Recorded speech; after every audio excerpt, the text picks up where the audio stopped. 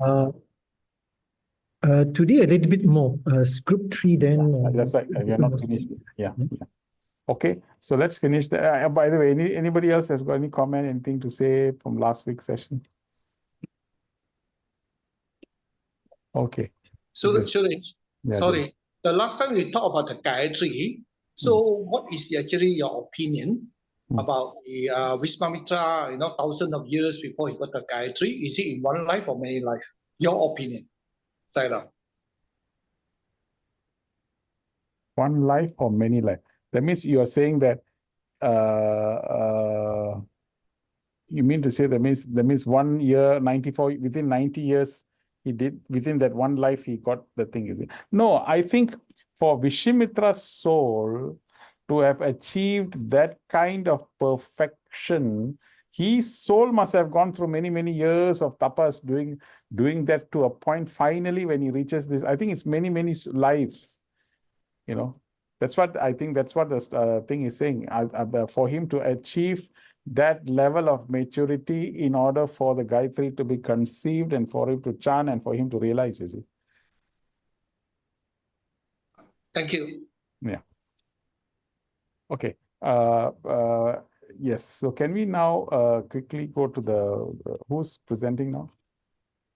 Yes, Sairam, I am. Okay. Okay. Quickly share screen. Okay.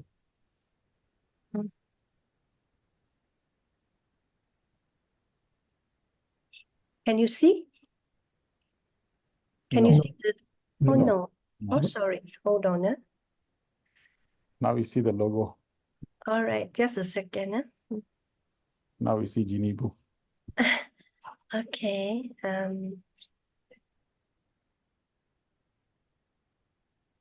Oh yeah, we're seeing the slide now. And see now?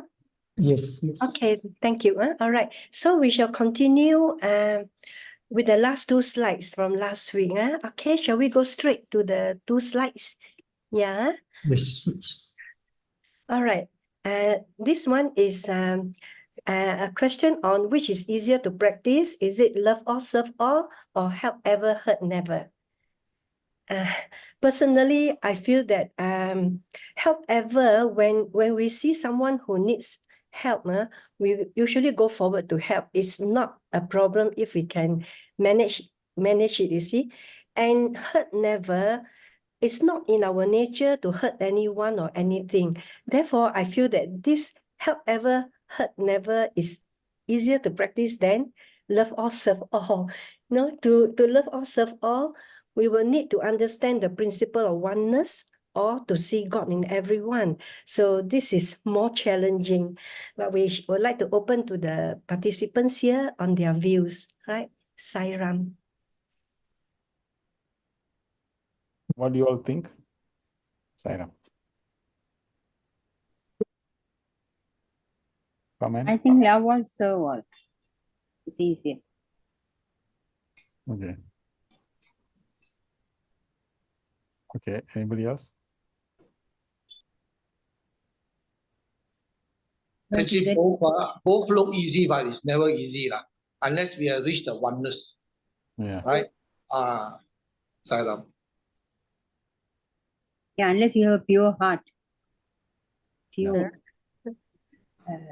heart, you can't do it. Your consciousness must be pure. Your heart should be pure. Your thought, word. Then only you can love all, serve all. So it's more simple, I think. You really, if you are into that, it's easy. Otherwise, difficult. If you are selfish, if you have ego, it's difficult. I think that is easiest. That's what I practice. Thank you. Thank you, sister. Anyone else? Which do you think is easier to practice, or you can practice both also, But we need to put in effort so that, practice makes perfect, and we must continue to put in effort. So if we can practice both together, that will be perfect. That will be very good. Yeah. Sometimes it is when they say help ever, some people will be very helping, but maybe helping only their family members, and and their family members, they may not hurt, but maybe it comes to neighbors and maybe colleagues and all that, it's not so readily available. It's all, statements actually is a reflection of consciousness, So as we keep on expanding our consciousness, then we become more and more the fact that, as what James said, we see the oneness in the other person. So we also extend the help to even people whom we don't know, or it becomes an intrinsic nature also. So the consciousness reaches to a point whereby even hurt, sometimes you can not physically, I don't slap or hurt or hit anyone, so I'm not hurting, but the hurt can also come in terms of words. Not only words also, sometimes the hurt can come in the form of in the kind of a look also. The way we look at certain thing also can be hurting as well. Sometimes it can be a gesture, and that also can be hurt as well. So it all is an expression of consciousness. So the whole idea of this is that if we keep on expanding consciousness, we will see oneness. And when we see oneness, we will definitely express that love. And then we want to help and serve that other individual. And once we love, we will never come to the conclusion of hurting anything. And the principle of non-violation will become an intrinsic nature. Ahimsa will become an intrinsic nature. So we will keep on practicing this not hurting to a point whereby, as you know, in some tradition, they even sweep the floor because they don't want ants to be stepped on. That comes to that level, you see. And then the sadhus who stay up in the mountains don't eat anything, don't even eat plants because they feel that there's life form. They only take the seeds or nuts and things like that where there's life. So the sensitivity increases. So as a result of our consciousness expansion, the element of sensitivity also increases. And the more and more we become very, very conscious of what we are hurting and what we are loving, you see. So I think this is all a question of consciousness. And then the purpose of the Satya Sai Baba organization is to escalate human consciousness to the divine. That's the purpose. So you see, if you look at this, this is the statement is a benchmark, like pH 7 is alkaline, pH 4 is acidity, pH 9 is alkaline. So alkaline, pH 7 is neutral. So you find that that is an indicator. So now this is a nice regulatory mechanism for us. Are we loving everybody? Are we caring for everybody? Are we serving everybody? You see, to what extent is our consciousness reaching to this level, and to how much intensifying our efforts to reach this level, and how much we are not hurting, how much we are always helping. So this becomes like a parameter. It's a beautiful compass to evaluate our own level of consciousness. Yeah, Saira, I think coming Buddha Purnima theme is also very interesting. The theme is, if you truly love yourself, you could never hurt another. It's a very profound saying of Lord Buddha. And where he talks about that loving yourself is the biggest thing which you can do. Because when we come to this world, our first connection is with our consciousness, ourself. And the people who hurt others, if they don't love themselves completely and fully, the part of them they neglect, and that is the reason that they go and hurt others. It will be coming to you soon, but this is what it means, that to love those who truly love themselves, they can never hurt another, because they can make connection that me and you, if they know that myself and other person is the same, then how can I hurt others? So that's a very profound statement of Lord Buddha when he came. And this is a theme of our in May, our Buddha Purnima program. Saira. Thank you, Brother Manoj.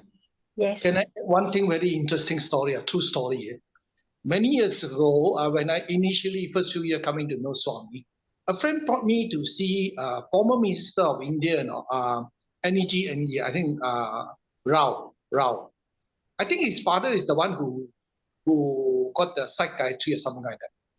So anyway, a friend invited, hey, let's go and visit a friend. So we went to visit, Then it was Rao. I mean, he used to be a 10 o'clock speaker also, His house is just next to Swami only, So one of the very interesting thing is, when we went in, he told us this thing, Swami say, help ever, hurt never. Sometimes we might misinterpret. So this Rao, former minister, he helped many people and got into a lot of problem. Then one day, Swami passed by him from behind. Then Swami touched his shoulder from behind. Then he complained to Swami, Swami, what do you mean by help ever, hurt never, help ever, I've been helping everybody and then I go into shit. I got so much problem. Swami said one word, with wisdom and discrimination. Hurt, definitely they will be hurt, right? Let's say somebody come and push you. And with your wisdom is when you can't and you don't have the ability and may you not be the right person, that person will definitely be hurt.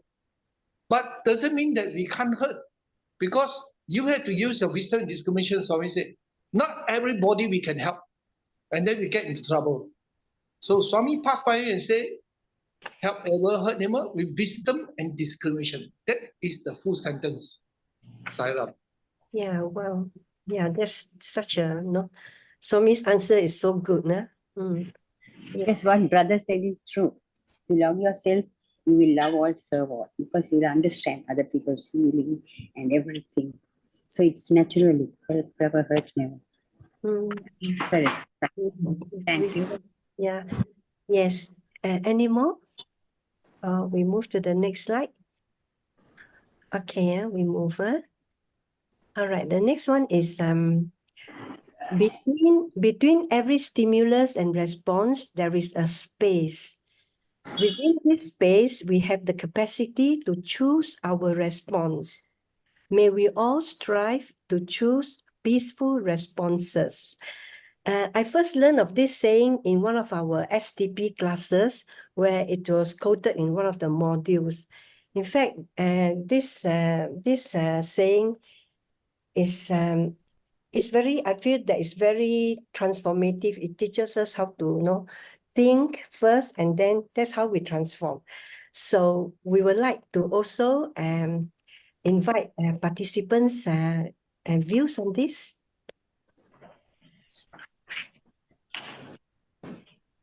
Yes, I think it's a very important thing, because many times somebody says something and we respond immediately, and then it happens that we repent later that I should have not done it. But the thing is that when the action comes, we want to react immediately. That is a problem. And the mind thinks that if I don't react, then I will be weak, or I will be not appropriate to teach lesson to that person. Or maybe they will think that, oh, I'm too meek or something, I'm scared of him, something like that. So it urges this sort of a reaction, comes out from this sort of feeling which is within. But actually, it is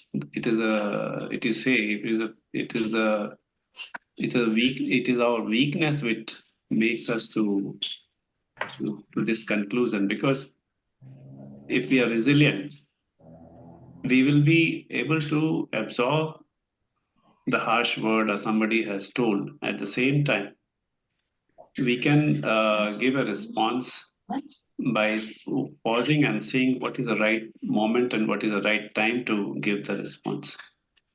So we have to slowly practice. I think we should be able to do this in our practical life. Saira. Yes, Sairam, thank you, brother.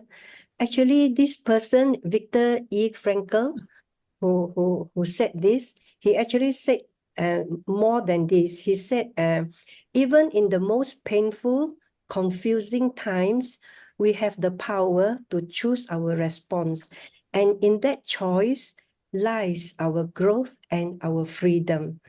Actually, this person, he lived through the horrors of concentration camps, and yet he emerged with the unshakable belief that we always have a choice, He said we can't control what happens to us, but we can control how we respond.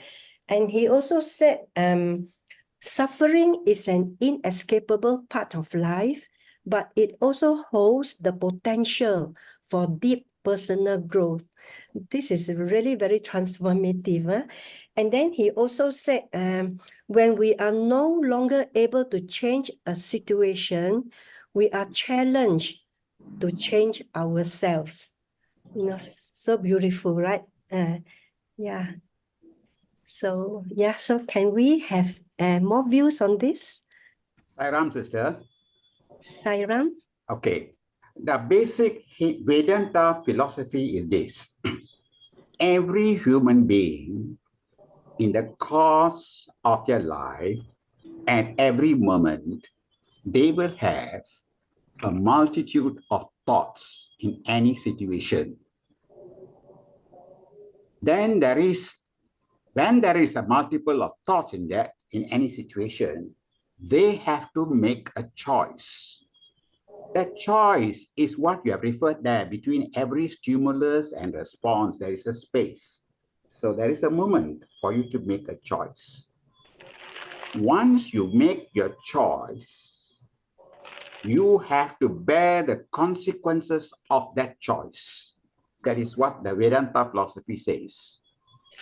So what it says is, you can make a choice, you are free. But having done so, under whatever stress or whatever the situation, having done so, it may have repercussions or you may have contentment. That is a choice you have made. So I've divided this into two groups. One group are the Sai devotees, and the other group are non-Sai devotees. Non-Sai devotees are gentlemen. They also learn it. They have their religion and they practice. And Sai devotees have all for the past 30, 40 years, we have come to know human values. So when you're going to make a choice, the human values is supposed to be the litmus test. Whether it's truthful, whether it's righteous, whether it's peaceful, whether it is love, and whether it will bring non-violence. So how you're going to adapt yourself to the situation will all boil down to this Sanatana Dharma. And if you are used to it, you will come out with the right response for the situation. You might just smile and don't make any other response. You might want to say something which is encouraging. You might then leave the place in contentment because you have not affected anybody's rights and you have given a lot of peace and love. How will that spring? It will only come about if you have, over the course of your life, endeared yourself with such values. You're holding on to yourself and you can make a decision which will be able to compromise the situation in such a way that there is peace and happiness, love and compassion. Saram, sister. Thank you, brother. Yes, it's true. Actually, in that very short space of time, you know, a lot of thoughts may have gone through our mind, and as what Brother Rama said, we would choose the best choice, make the best decision to handle the situation. Yeah, so that little space of time is very, very important. Yeah. Also, I think one more point, Jeannie, is that we must look at, if you have time, just look through the Viktor Frankl's book, In Search for Meaning. He wrote that, and also he wrote subsequently 31 books. Actually, I was very fascinated by this Viktor Frankl, because if you look at the horrible stories of his life, where he was actually literally bullied in the Nazi camp. Nazi camp is not easy. Nazi concentration camps are not like normal. It's really bad, very, very bad. I mean, it's not easy to come out alive. Most people really die.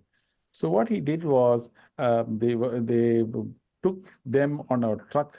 All these prisoners were taken on a truck and basically was lined up, and they shoot them down like that. And then they go into the huge pit, you see. So Viktor Frankl's why he continued to have hope, and this is another biggest they teach this in psychology and all that, because how they try to discover how is it that in such brutal situations, what made you continue like this? He said, I continue to have hope. He continued to have, when he was doing all the hard work, he will say that I continued to have, I can imagine myself conversing with my wife. So he conversed with his wife in his mind. So he's always imagining a future, which is what that gives hope. See, this is very powerful mechanisms, especially when we look down, we see there's everything is suffocating. Your mind must travel to a state in which you can create a hope, and you must experience that hope, and you must live that hope. Then the whole body starts believing that we can come out of this camp, everything will be okay, nothing to worry about. That is the kind of thinking that we should be having in all our difficulties, in all our problems. And Swami also said that everything is a passing cloud, passing cloud. So Viktor Frankl continued to suffer like this in great ordeal. And he was also, among many others, taken in a truck, taken to the pit, and they shot people. So he also fell into the pit of all these people were there, and he lied motionless, but actually he was alive. They thought he died, but he just kept very still. So they looked up, and the whole body was covered. Other bodies all was on top of him, and he remained like this for some time until all the Nazis, German soldiers left. And then in that night, he slowly climbed out of the pit like that, and then escaped from that session. So as he came out, he escaped. Then he created a new science, logotherapy, and continued to teach people how to have hope, how to live. He has even got a Viktor Frankl Institute. So this is a very inspiring story of how to deal. So when you read like this, you see, when you read, I like to read these biographies also. When you read, I always imagine that state. I mean, how does he look at that? How does he see when he's bullying? How do you continue having hope? How do you stay inspired? See, this is the breakthrough method of doing this. Whenever you're in trouble, whenever you're in crisis, the mind moves. The escape mechanism is move to the future and imagine a beautiful future state. And just continue to dream about that state and live in that future state, that you're living in hope. And that is the hope that will bring you out of that whatever problems that we're having. So this is a simple, powerful statement between stimulus and response. So in everything, in animal kingdom, stimulus and response is almost immediate. That is why they cannot respond. Animal can only react. Why? Because they function from instinctive. So whenever animal kingdom functions from instinctive, they have no time to think. They only can go by instincts, by instinctive. Baba said from instinctive, then slowly it goes to instructional, then slowly processes comes in. But when we come as a human being, there is another process called intuitive. That see, it just moves slowly, slowly, slowly, and this is where the highest refinement comes in, intuitive. The shift is from reaction to response. So if somebody touches you or someone this and you become angry, you're moving back. The stimulus and response the gap is very short gap. So intelligence, more and more intelligence comes in, gap, and the stimulus and response becomes more different, more larger, bigger. The distance becomes more and more. It is when the distance becomes more and more, the real purpose of sadhana is to keep stimulus and response far apart. That's why you do fasting. See, in fasting, why is that? The energy becomes much lesser. When it is much lesser, you are more calm. That's why in the Muslim also they fast 30 days. In fasting is prescribed. In everything else, you're supposed to have lesser amount of energy, so the mind starts to become less strong, and then it becomes very, very observant. It goes into a witness mode. The gap becomes bigger and bigger. When the gap is bigger between stimulus and response, there's a lot of things that you can now do. There's a lot of choice, what brother said just now, a lot of choices that you can create. And so the intelligence becomes more refined, more sharper, and then it becomes slowly, this is the way in which we start thinking. Once this way of process of thinking is there, this defines your habit, your character and personality like that. That's how personality is formed, simply by this. So this is a very powerful statement, powerful process, powerful story, and very, very inspiring character, this Viktor Frankl. If you have a chance, please read about it. It's in the internet. You can borrow the book and be inspired by this. Yes. Thank you so much, brother, for further enlightening us on this. Yeah, thanks so much.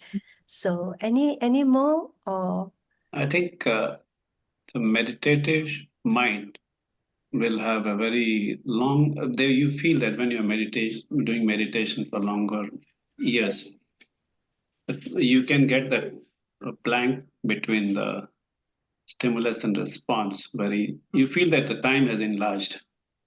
And then the meditation can also gives you this power to take the right decision, because it so happened that the mind faculty becomes very, very it takes a lot of things and perceives, and the stimulus part once it comes, you feel that time has expanded, because that's what Dr. Jumsai in his book he has given with a graph that how if you're doing meditation, you feel that time has expanded between for a normal person it is 1 second, for meditative mind it will be 1/4 of a second or something like that. So this is how your response will be more positive. And since you are in that environment which is filled with love and everything, so mostly you're filled with the good thoughts and good vibrations. So your response will be very positive, and that is the reason that I think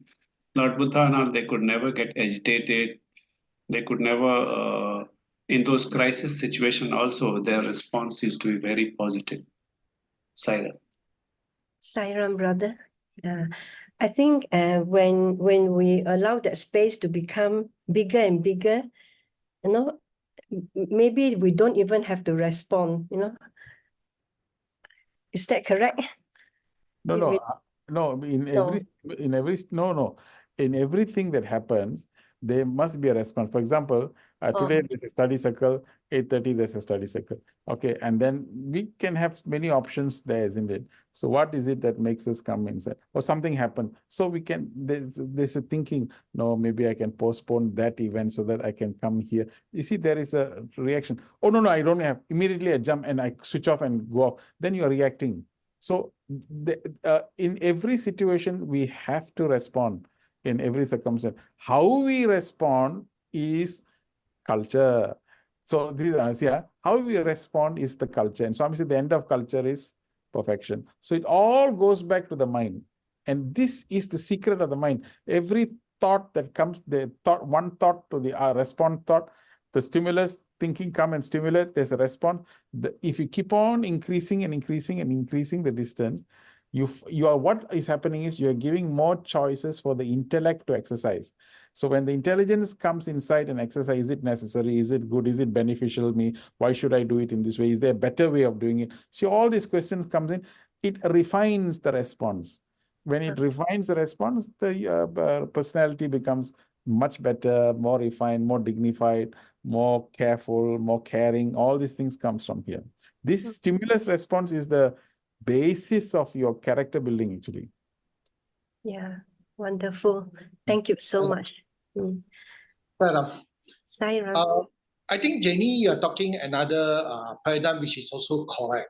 Sometimes in situation where it's very difficult and very sensitive, right? It's difficult to respond. Sometimes it's better to keep quiet. And somehow the answer comes by itself, Situation does happen by being silent. Silent is also one of the way, actually. Not always, but they are okay. Once in a while, probably, it's better to be silent, right? And talking about response where the situation is very difficult and very sensitive, So what we're going to do? Okay, like Shuri said, we have to respond. Okay, you got the right answer, and then you respond in the right way, and yet people are not happy, right? There are people who are not happy with you because of different view, different paradigm.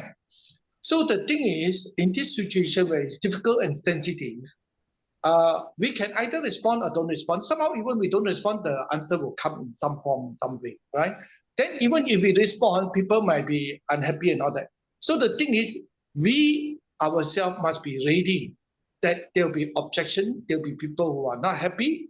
But the important thing is you've done your duty. You say the right thing, right? If people don't accept, you can't do anything, right? If they're against you, you can't do anything. So what you can do is you've done your part. If they choose the wrong way or wrong path, they have to go through the consequences, right? We cannot force them and say, oh, this is wrong, this is right, right? The only thing is, among brothers and sisters, normally we just say what we think is correct. Then it's up to the group to decide, or the person to react to our response. You see, so there are situations like that, especially difficult and sensitive one. You can be silent, or you can give, but don't expect good result. Then you are not so disappointed. Silent. Thank you, Brother James. Yeah. Only one Yeah. point. Only one point. You see, response doesn't necessarily mean that response, in the sense that we're in a situation that is critical, and you're silent about it. Silence itself is your response to the situation. Respond doesn't mean literally that you have to act or talk or speak.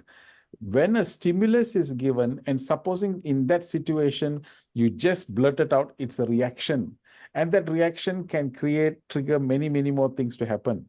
When there is a response where you take time to think about what the situation is, whether that occasion is for you to respond at that point of time, or maybe you should just refrain and not respond then, but there is a response that you are doing maybe after 2 days, or maybe when the situation is less. So you have more time to judge how the response is going to come.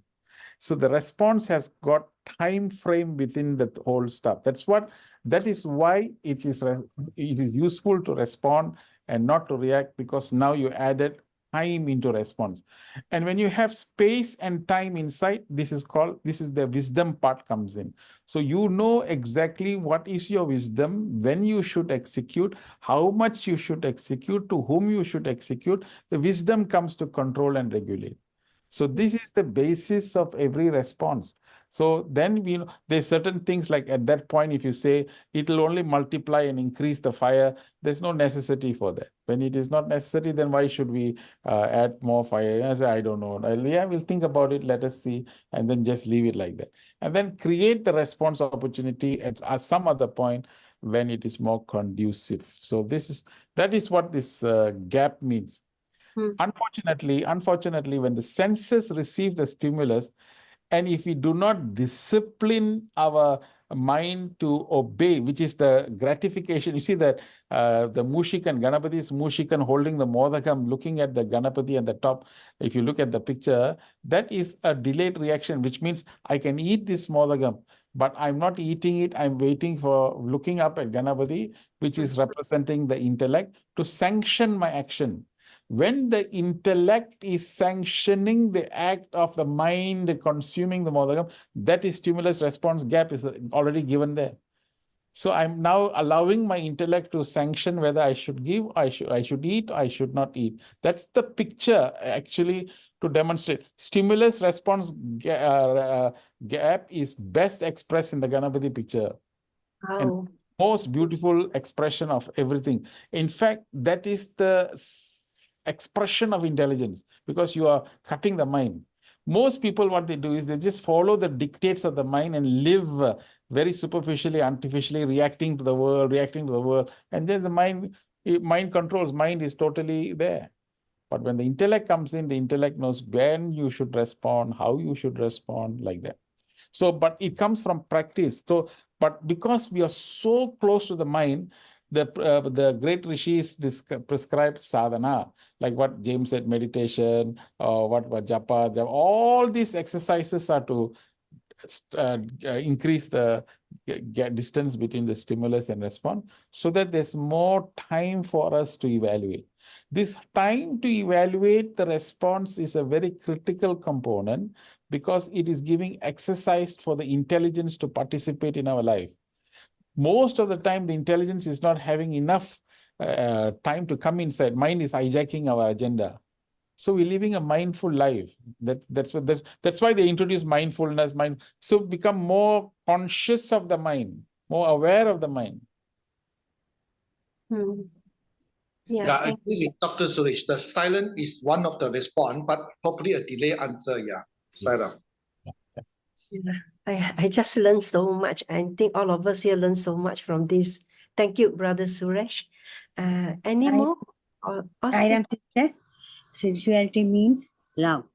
It is devotion, bhakti, and all is love. It's all based on love. That's the dharma of spirituality. And Swami says not to worry too much about the past or future. Live in the present. To live in the present, you have to do your duty. Yeah. Without any expectation or wants. Just do your duty. Yeah. And everything will happen just like that. You have to do it with love. Love means pure love. Pure love means emptiness. You mustn't have any sort of difference. Yeah. Let it be a man or woman, small child or big, old man, any country, language, religion, all this must, you have to empty all that. Then only you can experience that real pure love. Swami wants us to do that to him. That's why he said love also help ever hurt never. Saira. Yeah, thank you. Thank you, Sairam sister. Yes. So Gini, one more point I want to say is that I like the way you brought this Viktor Frankl's quote, because sometimes, in reading other people's books or other people's readings and other people's quotes, and then whenever you read this, then you reflect back, okay, how do you match what Swami has said? See, whenever you do like that, the exercise goes more, it comes deeper, So when you try and match this, what he has said to what Bhagavan is saying, and how that all spiritual, there's a lot of juggling taking place, and your understanding of Baba's teaching becomes very strong and very good, because you're superimposing that on this particular framework. So this is how to actually learn more things, better things, and reinforce our own faith in our master's words by sometimes examining the words of others. yeah, thank you, brother. So I think this is the end of our presentation. Okay, thank you all so much, and Sairam, thanks so much. Yeah. So Brother Billy, I will stop share now. So you can carry on with group 4. Sure. Thank you.